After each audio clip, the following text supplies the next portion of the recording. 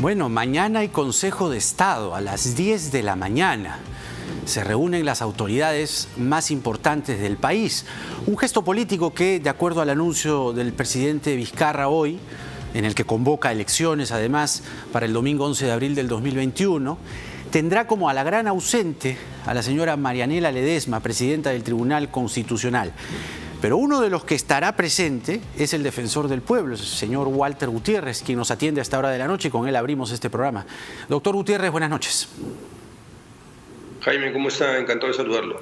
Bueno, usted pidió precisamente que se convoque, a la mañana lo hizo, a Consejo de Estado para solucionar esta crisis política producida por las reformas del Congreso del último domingo, y parece que le han hecho caso. ¿Cuál es la propuesta que está llevando usted para mañana, teniendo en cuenta que allí estará el presidente del Congreso? Bueno, lo primero que quisiera decir es que debo saludar la acogida que ha tenido esta propuesta desde el Ejecutivo. En efecto, el día de hoy, en este mismo medio, nosotros le pedimos al presidente que convoque al Consejo de Estado sobre la base de que la crisis que estamos viviendo, y me estoy refiriendo a la crisis de la pandemia, es una crisis que no solamente involucra al Ejecutivo, sino a todo el Estado y a toda la sociedad.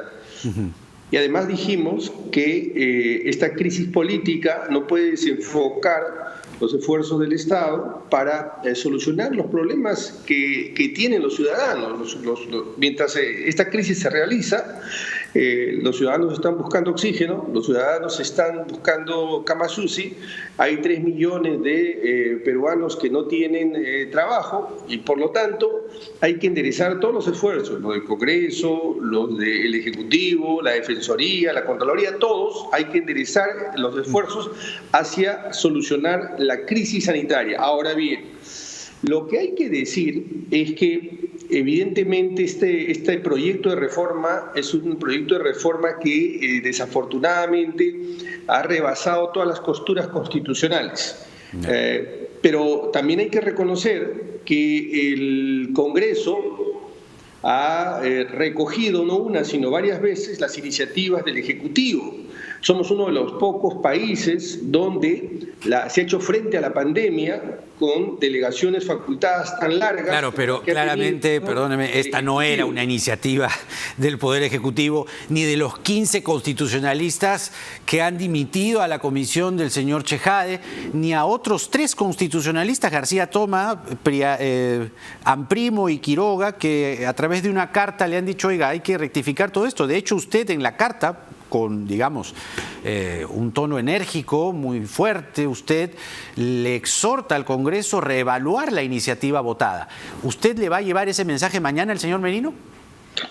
Lo que estoy diciendo es que acá no hay un solo responsable, que acá no podemos nosotros desarrollar una narrativa de un solo responsable. ¿Quiénes son los responsables? Si usted quiere solucionar los problemas, evidentemente hay responsabilidades de parte del Ejecutivo y hay responsabilidades también de parte del Legislativo. ¿En esta crisis también el Ejecutivo es responsable? Nosotros hemos sido los más firmes en cuestionar, permítame Jaime, y enseguida le contesto. Nosotros hemos sido los más firmes en cuestionar el contenido de esta supuesta reforma constitucional que ya hemos adelantado que está absolutamente viciada de inconstitucionalidad. Pero al mismo tiempo hemos señalado que es el Ejecutivo y el Legislativo que tendrían que haber construido una agenda pública para salir adelante de esta crisis. No nos podemos estacionar en esta crisis mientras tenemos la crisis sanitaria. Totalmente de acuerdo, pero perdóneme. Ese es el punto. La crisis política, ¿no? Que es el tema, uno de los temas de mañana, y el tema que ha levantado hoy esta inmensa polvareda, o enceguecedora polvareda, aprobada el domingo en el Congreso de la República. Pero hay que tener en cuenta que la reforma política se votó en referéndum a fines del 2018. Es decir, es cierto, siempre en los poderes del Estado, en mayor o menor escala, hay responsables. Pero lo que ha aprobado el Congreso es responsabilidad propia del Congreso, que incluso los 15 constitucionalistas que dimiten le dicen, oiga, a mí no me consultaron nada, no me preguntaron, a usted le quieren quitar la inmunidad, a los magistrados del TC le quieren quitar la inmunidad, ustedes no tenían vela en este entierro.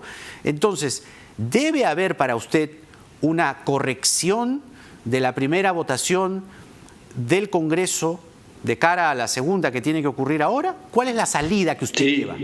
A ver, en primer lugar, esto no puede ratificarse en segunda votación, de ninguna manera. De ninguna manera, porque como digo, aquí se han violado no solamente desde el punto de vista formal, sino también desde el punto de vista sustancial, se ha transgredido la Constitución. Aquí ha habido un quiebre del equilibrio de poderes. Tanto el Tribunal Constitucional como la Defensoría del Pueblo son instituciones de contrapeso. No solamente entre Ejecutivo y Legislativo hay contrapeso. Los contrapesos, los contrapoderes también es el Tribunal Constitucional, o son el Tribunal Constitucional y la Defensoría del Pueblo, y han sido afectadas. Así que de manera muy clara, lo digo tajantemente, esto no puede ratificarse en la siguiente votación. Pero de lo que se trata a continuación es de buscar puntos de encuentro entre el Ejecutivo y el Legislativo y entre todas las instituciones del Estado, porque los problemas más importantes son los que acá hace un momento he enumerado, no estos problemas, digamos, de lucha por espacios de poder. Sin duda hay que hacer una reforma política, también lo mencionamos en la comunicación, que es urgente y es necesaria de cara al bicentenario, de cara a las próximas elecciones. Mire, todavía no tenemos jefe de la OMPE, jefe de la RENIEC, no sabemos quién va a ir a... Y ya tenemos las elecciones convocadas. Y ya tenemos, es lo que quiero decirle, claro. Por lo tanto, esos son los temas importantes. Eso es lo que mañana tienen que entender tanto el Legislativo como el Ejecutivo. ¿Cuándo se van a ocupar de eso? ¿Faltando 2 meses? No, nos tenemos que ocupar ahora. Claro. Ahora, precisamente sobre estas renuncias, la opinión creciente, no puedo medir en este momento si es mayoritaria, pero sí hay ruido. Las renuncias de estos 15 constitucionalistas sin duda llaman poderosamente la atención. Y además tenemos ya algunos congresistas que están comenzando a decir, no, yo no leí bien, esto no, me sorprendieron, esta no era mi propuesta. ¿Cree usted que estamos entrando a una etapa en la que el Congreso, no digo todo, pero una parte de él se retracte? Es decir, ¿cree que con estas renuncias más las opiniones que comienzan a aparecer de algunos congresistas, finalmente no se ratifique la segunda votación? Yo espero que así sea, porque 2 errores nunca han hecho un acierto. La suma de 2 errores no nos lleva a un acierto. Y este es un error gravísimo. Un segundo error nos va a llevar a un desastre mayor, porque esta norma, tarde o temprano, va a ser declarada inconstitucional. Está herida de muerte esta norma, pero va a debilitarse todas las instituciones y todos los esfuerzos que deberíamos estar enderezándolos a ver las próximas elecciones, todo lo que le acabo de decir, y toda esta lucha contra la pandemia se va a ver completamente de lado. Y las autoridades desenfocadas, estacionadas en este problema. Ese es el punto que mañana debe quedar absolutamente claro. Ahora, ¿qué pasa? Porque, digamos, en una situación de crisis, ¿no? Esta es una crisis particular que nos sorprende, como usted bien ha dicho, en una mega crisis, que a su vez tiene ramificaciones en crisis específicas, la económica, la sanitaria, la educativa, la productiva, etcétera, etcétera. Entonces acá nos hemos envuelto y estamos envueltos en una crisis política.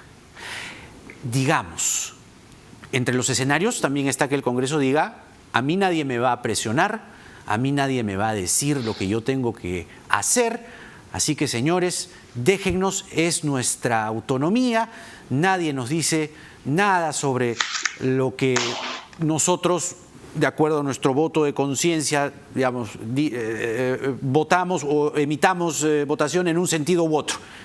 ¿Cuál sería, digamos, la respuesta del Estado en su conjunto? Porque usted es parte del Estado y usted está comprometido también en esta situación porque a usted le quieren quitar la inmunidad. De hecho, la primera votación lo está dejando usted sin inmunidad. Faltaría la segunda. ¿cuál debería ser la respuesta en bloque? ¿Cuál debería ser la reacción conjunta del Estado para llegar a un entendimiento? ¿Tribunal Constitucional? ¿Organismos internacionales? ¿De qué estamos hablando? A ver, permítanme muy rápidamente hacer una precisión que me parece fundamental y básica que todo el mundo tiene que entender, empezando por los congresistas y el Ejecutivo. El poder no es ilimitado. El poder de hacer leyes no es ilimitado. No puede ser arbitrario. Es verdad que los congresistas pueden dar leyes, pero hay cosas que incluso, aun cuando tuvieran el 100% de los votos y cumplieran todas las formalidades, no pueden hacer. Hay cláusulas intangibles. Le pongo un ejemplo concreto. Aun cuando tuvieran todos los votos, no pueden limitar, recortar o eliminar derechos fundamentales. Del mismo modo, no pueden quebrar el equilibrio de poderes, y con esto se ha quebrado el equilibrio de poderes. Por lo tanto, por todas estas razones y muchas otras más, esta es una norma inconstitucional. Si esto continúa, no nos queda alternativa de ir al tribunal, no nos queda más remedio que ir al Tribunal Constitucional. Ustedes, como Defensoría, presentarían una demanda de inconstitucionalidad. Tienen las prerrogativas de acuerdo a la Constitución. Sí, sin duda. Esperemos que no lleguemos a ese escenario, pero yo le puedo garantizar que nosotros no nos vamos a quedar de brazos cruzados. Pero creo que este es el momento más bien de tratar de buscar acercamientos, no hacer, digamos, amenazas. Yo solamente le puedo decir que la Defensoría no se va a quedar con los brazos cruzados. Bueno, no, hablando de amenazas, lo que se escuchó el domingo en un audio suelto allí en un micrófono de una computadora, sí sonó amenaza, ¿no? ¿Cree usted que esto ha sido respuesta o fruto de una calentura, de una vendetta, de una venganza? Es decir, ha habido una irreflexión de los congresistas y esto ha salido así como ha salido, no por un análisis jurídico, están los 15 constitucionalistas, vuelvo a decir, sino más bien como una respuesta meramente coyuntural desde el punto de vista político para usted. Es verdad que ha habido apresuramiento, es verdad que ha faltado deliberación, y cuando digo deliberación no me refiero solamente que pase por comisiones y que vaya al debate del Pleno, sino que haya participación ciudadana, porque la deliberación, creo que se ha malentendido, cree que es solamente deliberación del Congreso. Entonces sí es cierto, ha habido apresuramiento, pero ya los temas políticos se los dejo a los políticos. El defensor del pueblo se ocupa de derechos de los ciudadanos. Los análisis políticos los harán los políticos. Yo más bien me voy a aparcar, me voy a estacionar en los derechos de las personas, los derechos de los ciudadanos, y le dejo eso a los políticos. Y hablando de los ciudadanos, que somos parte de una república, de un Estado, y a su vez nos debemos a un Estado de derecho, ¿qué consecuencias traería? Siempre poniéndonos en cada uno de los escenarios. Hemos evaluado los organismos internacionales, el Tribunal Constitucional, que el Congreso se rectifique. Pero de seguir las cosas como están, ¿en qué desprotección queda el Estado de Derecho? ¿En qué desprotección queda usted? ¿Qué consecuencias gráficas, concretas, específicas, como ítems, quedarían? Mire, nosotros en la Defensoría del Pueblo nos hemos pronunciado en numerosas ocasiones cuando han habido excesos o abusos del poder. Recuerde usted la ley que se estaba elaborando hacia fines de 2017, a propósito de la libertad de expresión. La Defensoría del Pueblo se pronunció y se dio marcha atrás en el Congreso. Igual con la ley de publicidad, también nos pronunciamos. También nos hemos pronunciado sobre el alza de los medicamentos, y recientemente hemos hecho un cuestionamiento a un gobernador que está repartiendo ivermectina como si fuesen sándwiches, y ahí claramente hay un exceso de sus competencias. Incluso la comisión, podría haber la comisión de delitos. Si no tuviera el defensor garantías, el defensor podría ser denunciado no una sino 1000 veces, y entonces tendría que ocuparse de los juicios y denuncias que tiene, y no podría ocuparse de estos ejemplos que le estoy poniendo. De manera que sí es una afectación grave a las garantías que tiene la Defensoría o el Defensor del Pueblo. De igual modo, en el caso de los magistrados del Tribunal Constitucional, que, digamos, tienen la garantía de que no van a ser denunciados por los votos que emiten.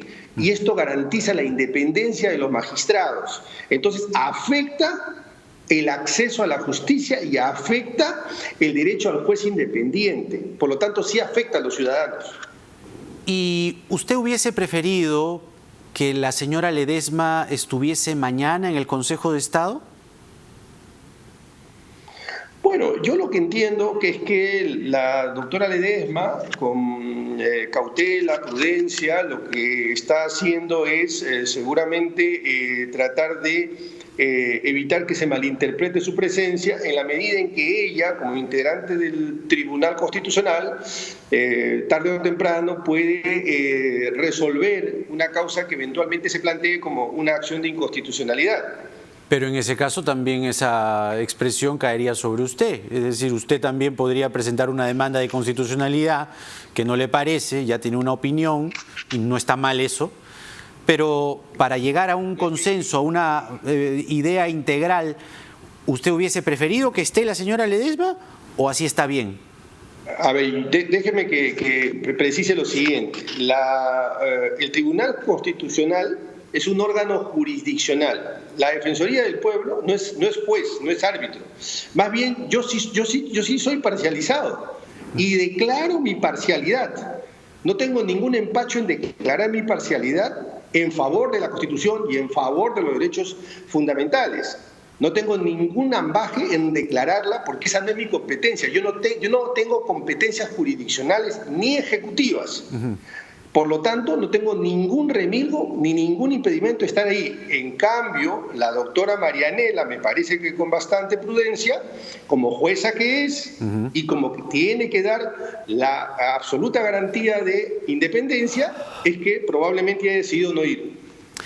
El defensor del pueblo, Walter Gutiérrez, con nosotros. Muchas gracias, doctor Gutiérrez. Buena vibra mañana en la reunión. Espero que les vaya muy bien, sobre todo por el país, y que, bueno, lleguen a consensos, no solamente sobre esta crisis provocada por la decisión del Congreso, sino sobre la mega crisis a la que estamos expuestos por el coronavirus. Que tenga una buena noche. Hasta luego. Gracias.